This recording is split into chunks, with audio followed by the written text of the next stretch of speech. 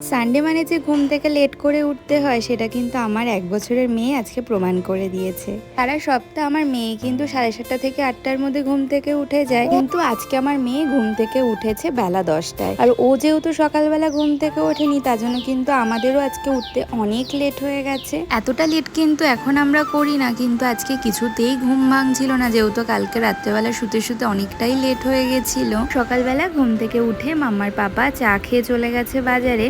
তারপরে আমি কিন্তু মাম্মাকে সকালবেলা ব্রেকফাস্টটাও করিয়ে দিয়েছি। আজ কিন্তু মাম্মার ব্রেকফাস্ট করতেও অনেকটা লেট হয়ে গেছে। প্রত্যেক দিন মাম্মাকে আমি 9টা থেকে 9:30টার মধ্যে ব্রেকফাস্ট করিয়ে দিই, কিন্তু আজকে মাম্মাকে ব্রেকফাস্ট করাতে করাতে বেলা 11টা বেজে গেছে। তারপরে মাম্মাকে ব্রেকফাস্ট করিয়ে ফ্রেশ করিয়ে দিয়েছি। এখন আমি আসলাম ঘরের বিছানাটা পরিষ্কার করব বলে। আর এইদিকে দেখেছো আমার মেয়ের শুরু হয়ে গেছে সকালবেলা আবার দুষ্টুমি। ঘুম থেকে ওঠার পর থেকে ওর যে দুষ্টুমি শুরু হয়, যতক্ষণ না আবার ঘুমোচ্ছে ততক্ষণ কিন্তু সেম লেভেলে দুষ্টুমিও চলতেই থাকে। এখন তো 2 মিনিটও স্থির হয়ে এক জায়গায় বসে খেলে না, একবার এই দিক একবার ওই দিক, সারা ঘর এমনভাবে ঘুরতে থাকে। জানো তো সেদিনকের ওই ঘটনাটার পর থেকে যত আমি ওকে এই র্যাকটার এখানে আসতে বারণ করি, ও কিন্তু বিন্দুমাত্র কথা শোনে না, তাও এই র্যাকটার এখানে চলে আসে।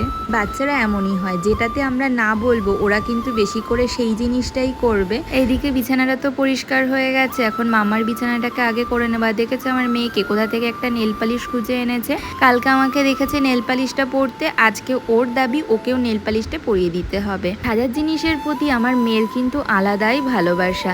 যেখানেও সাজার জিনিসের জিনিস দেখবে সেগুলো কিন্তু ওর আগে ধরা লাগবে। আর দেখেছো আমার এই হেয়ার ব্যান্ডটা আমি কিন্তু এখন নিজে পরতে পারি না, এখন এটা চলে গেছে আমার মেয়ের দখলে।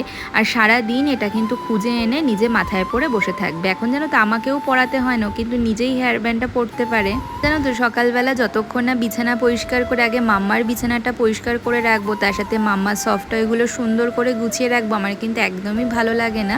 আর কিছুদিন ধরে কি হয়েছে, আমার না প্রচণ্ড পরিমাণে হেয়ার ফল হচ্ছে। যখনই চুল আঁচড়াচ্ছি প্রায় 50-60টা করে চুল উঠছে।